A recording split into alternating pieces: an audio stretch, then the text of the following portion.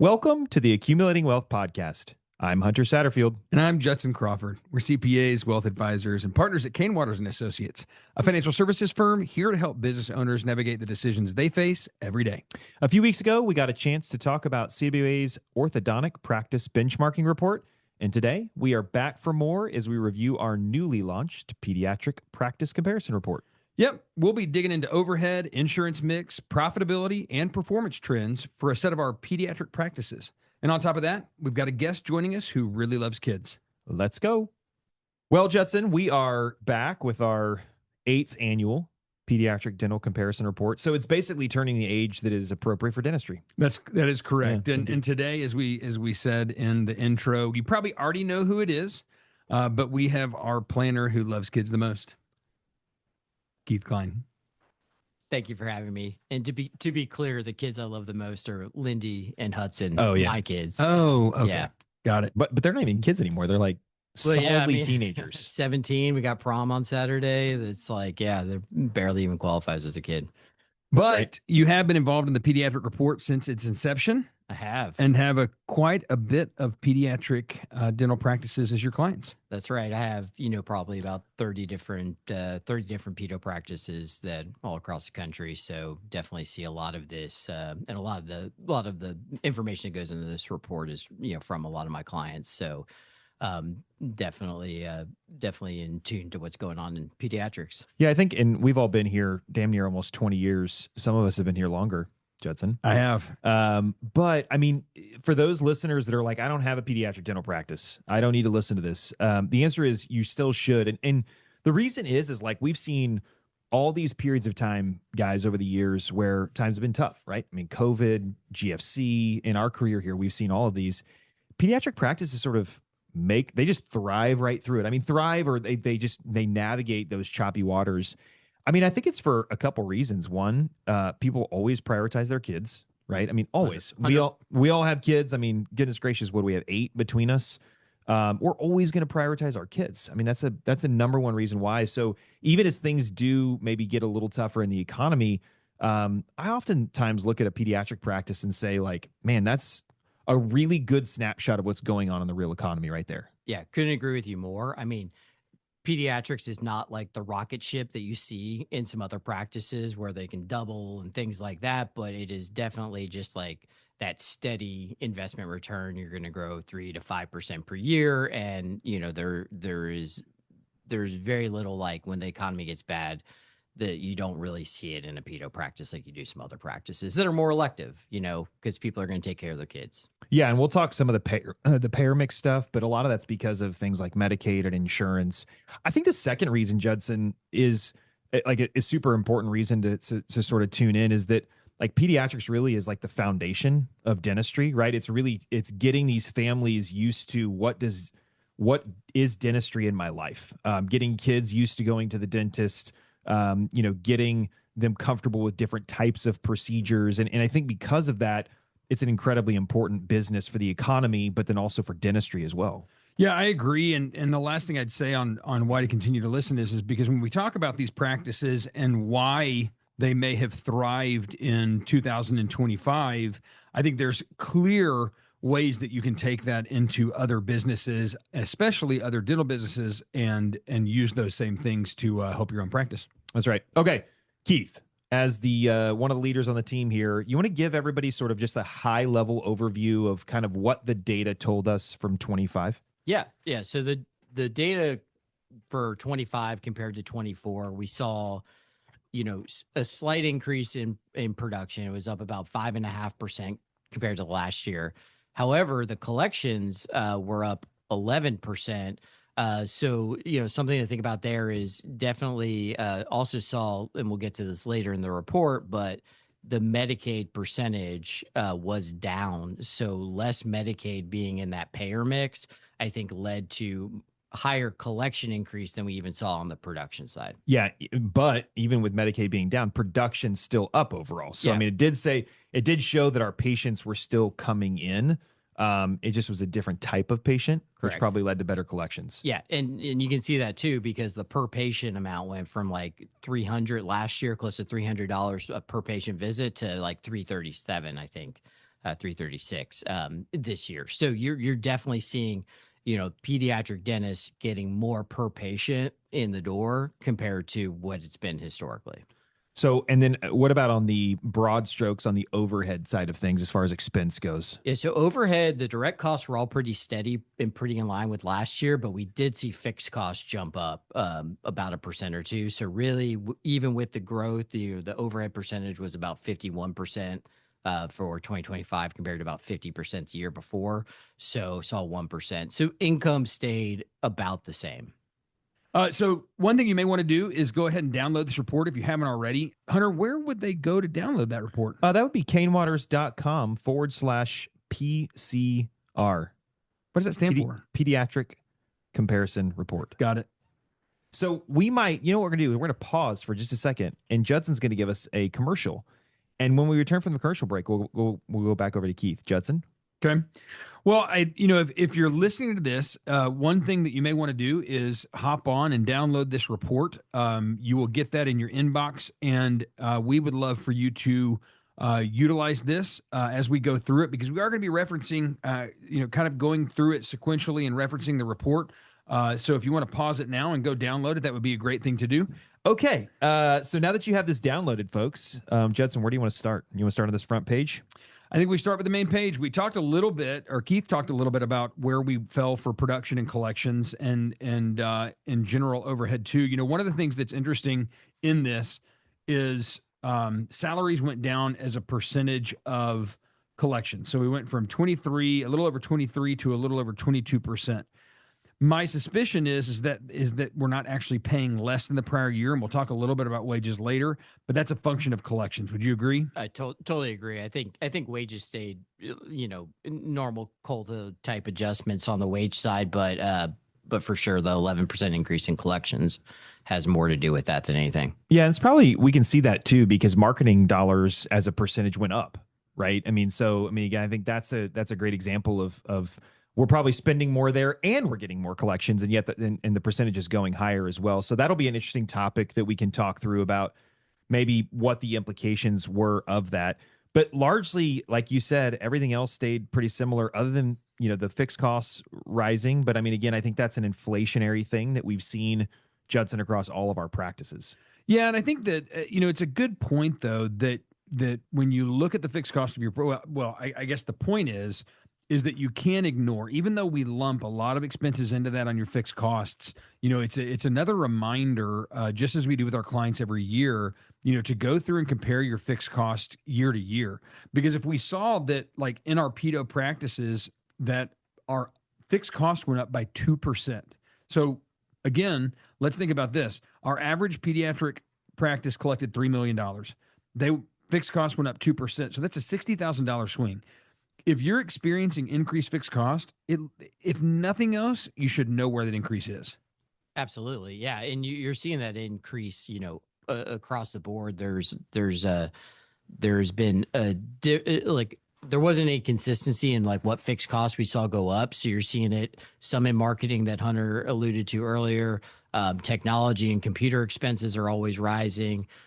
So there have been a few different categories that are contributing to that increase. Credit card fees too, as well. If you're seeing more fee for service, and it's something that you need to check out every few years, because those things can creep on you significantly. Absolutely. Hate those pedos creeping. Totally. Yeah. Okay, let's go to production, y'all, because this is the first big page, and Keith's already kind of mentioned this. That production did go up 5.5, almost 6%. So that's production by provider and overall production. And I think, guys, we need to just double click on this very quickly, because like you said, Keith, like pediatric practices tend not to be like high flyers where you have these huge 10, 12% years. To see production up that much, that's almost double what we would normally see production. That's a big number. Yeah. Yeah. The production by provider, it jumped, almost $100,000 year over year. And that's a lot of kids you're going to have to see and treat to do $100,000 more in a single year. So to see that go to almost 1.8 million was a big jump. Yeah. And I think, again, we've already referenced this, but we wanted to double click on this as well, is that production per patient visit. So it went from about 305 to about 336, which is an 11% increase. And I think that's where a lot of that collection increase is coming as well. Keith, like, what is that? I mean, because it's basically, it's like we're still seeing the same number of patients. We're just getting a whole lot more out of those patients. Like, what are you hearing from your clients, seeing from your clients on why? Yeah, I mean, I think it's those add-on procedures that you're asking for from the patient, and sealants and fluorides and the things that maybe aren't always covered under insurance that historically, the front desk maybe or the dental assistant or the doctor hasn't done a good job of asking for it. It does seem like more and more of that is being done because that's going to just increase the amount of production that you're going to do in that visit. And while that kid's in the chair, might as well get it done. One of the numbers I like on here is the production per chair, right? We do production by provider, and it's in here as well. We do production by provider in both this and the ortho report. And what I mentioned on the ortho report is this is a great number to kind of track because it can give you an indication of maybe when you need to start thinking about, adding another provider. I love the production per chair number because, this can give you a real indication on when you may really be running out of space instead of just being more efficient per chair, right? Correct. Yeah. And you can see in the data, like between the bigger practices being the ones over 1.65 million compared to like the smaller practices under 1.65 million, there's a huge discrepancy in the production per chair. And that's likely because some of the practices are in the smaller category are still just maturing, maybe don't have full utilization of their chairs, but the bigger practices do seem to be fully utilizing their chair space. So if you're a smaller practice, kind of give you a goal to kind of set for your practice, like, hey, we can almost double our production per chair by getting more patients in and doing things a little bit more efficiently. So, production we saw was up 5.5. Production per patient visit was up almost 11, and collections were up almost 11 as well. And so I think it's not just that we're getting more out of that individual patient that's sitting there, but we're also collecting more. And that's probably also a payer mix thing, right? So we talk about how much is being generated. And in a lot of dental practice, it's just going to be insurance and then fee for service. But then in pediatrics, you also bring in this Medicaid piece as well. And we saw that Medicaid piece decrease slightly, which means that if we saw the same number of patients, we had more profitable patients sitting in the chair, correct? Correct. Yeah. And in every consult I have with pediatric dentists that have the more mature practice, we're definitely talking about, what it would take to move out of network. Now, some are doing it, some aren't, and we didn't really see a whole lot of movement on the insurance side on payer mix. We did see the Medicaid percentage go down, and that's definitely leading to that increased collection on the same level of production. And I think we're going to continue inside pediatrics to kind of trend in that direction where you're going to see more and more of these busier practices start to go out of network. Yeah, and if reimbursement rates continue to tick up, I mean, there have been some step ups from various states, both in Medicaid and then, of course, insurance as well, which ought to help on the collection side, even though production might not jump, right? Yeah, absolutely. Yeah, some states have actually increased their Medicaid reimbursements in the last year. Not all states, unfortunately, but some states have been trending in the right direction on that. And hopefully those other states, follow a little bit. And so you can pick up a couple more as providers. The next page we'll turn to talks about demographics. And we've talked quite a bit about this, about how we saw a slight decrease in Medicaid and an increase in fee for service and other insurance. I think that's a great thing to compare your practice to help understand your demographics compared to what our averages are. But the one thing I did want to talk a little bit about that we did see a really large increase on was the hospital affiliation. And Keith, when you see that type of increase in hospital affiliation, what does it mean to you, and how could that affected the broader numbers? Yeah, so a hospital piece, those GA cases are a really big piece of pediatrics, right? Because these are kids that have a lot of work they're needed, and they're going to have to go to a hospital or surgery center to have it done. And those are, generally speaking, mostly, not always, but a high percentage of those are Medicaid patients. So you're really seeing, like, when you're doing those cases, you're going to have a very productive day as a pediatric dentist when you go to the hospital and see 3 to 5 kids. Those are going to be high productive, high collection days for your office. Okay, so let's move on to payroll, Keith. What are some of the takeaways you saw on the payroll category? Yeah, so for your front desk assistants, hygienists, there wasn't really a whole lot of movement here. Pretty consistent year over year, which again feeds back to like what we were saying on that first page, where we see 11% collections increase and the percentage of overall payroll go down. Essentially, the collections is driving that percentage down, not lower pay. Yeah, the one big movement you saw on this report this year was quite a big increase in the associate doctor daily. So, what could have led to that big of a jump? We have a 10% increase, so $140 basically, yeah, $150. Yeah, and we were just talking about how production by provider, the pedos were just busier. They're up almost 1.8 production by provider. So you're just looking at them being busier, and they're earning more. So typically, unless I'm wrong, most pediatric associates are probably going to have some sort of daily minimum, but then they're going to be working off of production, right? Yeah, adjusted production or collections. Yeah. So what do you say? What would like an average pediatric associate start for as a daily base?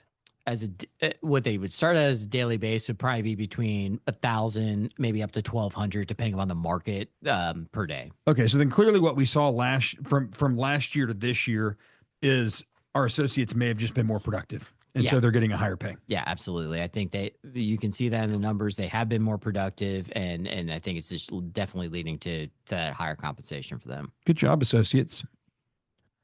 Okay, so talking about some other elements of overhead, really there weren't huge shifts necessarily in things like supplies or net profit other than fixed costs and things like that. I think the one we wanted to spend a little bit of time on, Judson, is marketing, right? Because that one did move quite a bit higher, which typically in a pediatric practice, there's not a ton of marketing per se, especially because of insurance and Medicaid. It's like the core brand type marketing, maybe, connecting with various schools, but not near what we would see maybe in some other, types of practices. But this is a big move, over 20% increase year over year on just the marketing spend. Now, what I think is interesting is that the number of patients seen didn't necessarily rise that much, right? But I think we would still say there was some success in these marketing numbers, right, Judson? Yeah, absolutely. I mean, and the thing I look at, and, again, this is something that we look at for our orthodontists as well, is the new patient acquisition cost, right? In 2025, our pediatric practices spent about $32.50 per new patient, right? And that's an increase from about 30 last year. But then if we go back to, one of the things we very first talked about, the production per patient visit went up from, $303 to what was it? $336, right? So you paid to acquire that patient, a couple dollars more, but then you produce $30 more in the chair. That's a pretty good ROI. Oh, absolutely. Yeah. Because, your marketing dollars, I think there's a perception out there that it's only going to lead to new patients, but you're also marketing to existing patients, wallet share, all of those concepts factor into what your marketing spend is really bringing into your practice. And if you're continuing to market and, maybe mom is seeing, it's definitely never dad, mom's seeing some new procedure or something else you're adding to your practice, or like, hey, be sure to talk to us about sealants, or be sure to talk to us about, fluoride treatments for the kids, or, talk to us about, frenectomy, whatever it is, like, then maybe there's just more wallet share coming from from mom, again, never dad. Yeah. And I think that those are the things I think that when you think about marketing should be included, right? I mean, that's the unique thing, is I think marketing can actually set you apart somewhat as a pediatric practice, because so many don't do it. So if you have those procedures that are maybe a little bit more unique to your practice, and or if you want to encourage some of those other things that I think are important for kiddos, and as do many dentists, obviously, but are maybe not covered by insurance, that's a great way to accomplish it, is marketing. And I mean, Judson, we talk about all the time, like the marketing spend that's might be required by other types of dental practices. $30 a patient just isn't that much. And No, it's an not. opportunity for pediatric dentists to really grab more of that market share, I think. Yeah, and I think that's, I think it's important whether, again, I think that whether you're trying to get specifically more, non-Medicaid patients, or whether you're just trying to grow any type of patient overall, you can't ignore marketing. Okay, it's not like it was 20 years ago where you're probably going to get all of your patients from that. And Keith made a great point that you are marketing when you spend marketing dollars. If you're doing it effectively, you're marketing to people that don't know your name, people that have heard your name, people that are already inside your practice, everybody out there, you're marketing to. And honestly, in today's digital age, you can't not be doing some of the marketing that's out there. So we don't want to discourage marketing at all. In fact, we want all of our clients to be effectively marketing. Yeah. I mean, if you're not marketing, if you're not doing anything, I mean, you're slowly you're slowly dying, right? Like you have to be doing some level of marketing to keep yourself on track. Just, I mean, again, look at the fixed costs, all these other things. Like if you're not marketing, you're going to be hurting eventually. So it is an important part of the practice. Yeah, tons of really great data for geeks like us inside this report. So make sure to go download it again at cainwatters.com/PCR. Just to kind of wrap up, maybe before we close, I mean, there's some really good stuff at the end of the report, maybe some more of the soft skill things. And it was great to see, guys, that, in 2024, only 46% of our respondents reported growth and 21% experienced a decline. That jumped to 59% saying there was growth, which is fantastic. And very few were reporting any decline. So it was really a good year overall for our pediatric practices. And we've seen that also heading into 2026, so far for the first 4 months or so has been very positive overall. Yeah, I mean, I think the responses show us that the dentists that filled out the survey, thank you, by the way, they're optimistic about what's happening in their practices by and large. There was very few that were, kind of more negative. So I think there's a lot of good things happening out there in pediatric dentistry right now. All right, Keith, one last question that our pediatric doctors definitely want to hear. Do you believe the children are the future? Yes. Great. The best way to keep up with this is to subscribe to this podcast. That way you never have to miss an episode. You can go back and listen to all the others. If you're enjoying us so far, leave us a review. Have a question, comment, or suggestion for a future episode, drop us a line at cainwatters.com/wealth. We really do answer these. Want to learn more about what we do and we're not recording these episodes? Visit cainwatters.com to see how we're helping our over 3,500 clients reach their long-term financial goals.